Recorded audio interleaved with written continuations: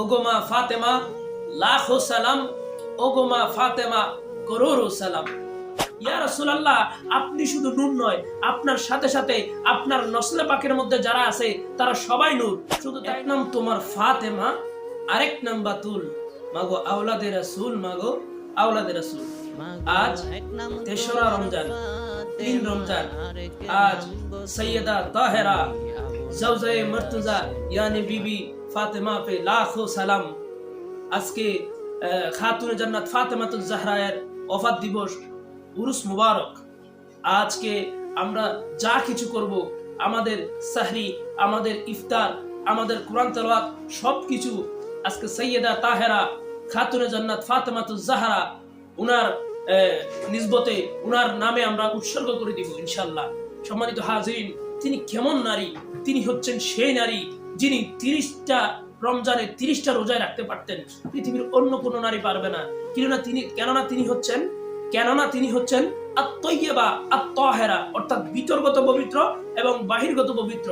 নাপাকি বলতে উনাদের মধ্যে কিছু নাই, নাপাকি জিনিসটাই উনাদের মধ্যে নাই।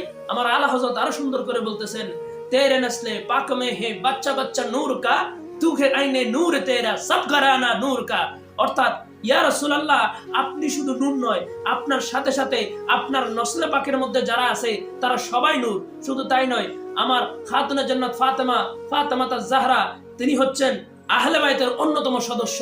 তিনার উরুস মুবারক, উনার উসিলায় আল্লাহ পাক আমাদের সমস্ত গুনাহ খাতাকে আল্লাহ তাআলা ক্ষমা করে দেখ।